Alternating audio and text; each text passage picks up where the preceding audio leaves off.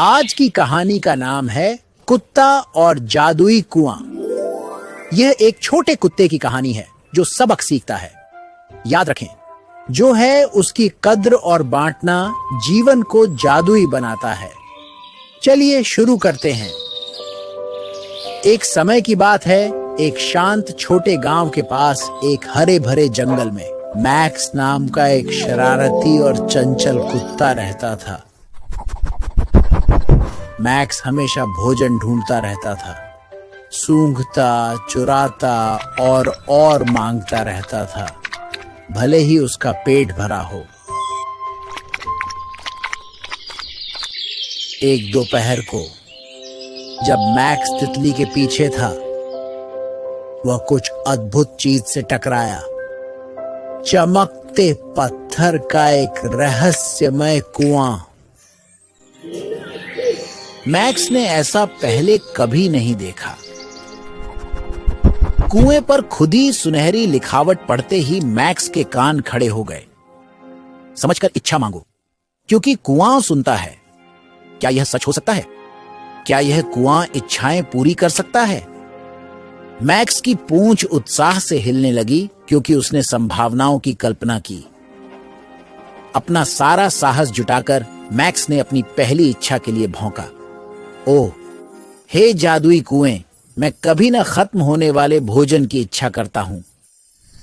कुआं तेजी से चमका और पल भर में उसके सामने एक दावत प्रकट हो गई। मैक्स अपनी किस्मत पर विश्वास नहीं कर सका। उस दिन से मैक्स हर सुबह कुएं के पास लौटता था। हर बार वह उसे एक स्वादिष्ट दावत देता था। मैक्स ने सोचा, यही तो जिंदगी है। वह जंगल का सबसे खुश कुत्ता था। लेकिन जल्द ही मैक्स लालची होने लगा।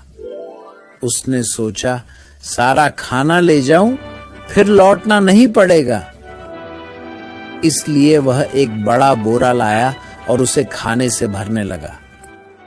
मैक्स ने बोरा भर दिया, पर उठाते ही वह ठोकर खा गया।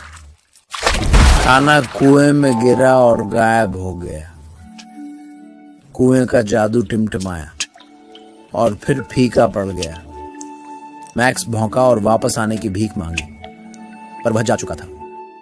पहली बार मैक्स को सच में दुख हुआ।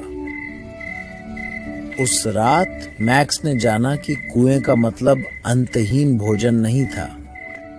इसका मतलब था बस पर्याप्त देना। उसने अपने तरीके बदलने और एक भले ग्रामीण के बचे खाने की सराहना करने का फैसला किया, या बांटने को एक कुरकुरी हड्डी। और जंगल में गहराई में जादुई कुआं लौट आया। चुपचाप किसी बुद्धिमान व्यक्ति की बेहतर इच्छा के लिए प्रतीक्षा कर रहा था। कहानी की सीख जो है, उसके लिए आभारी रहें और हमेशा दूसरों से साझा करें।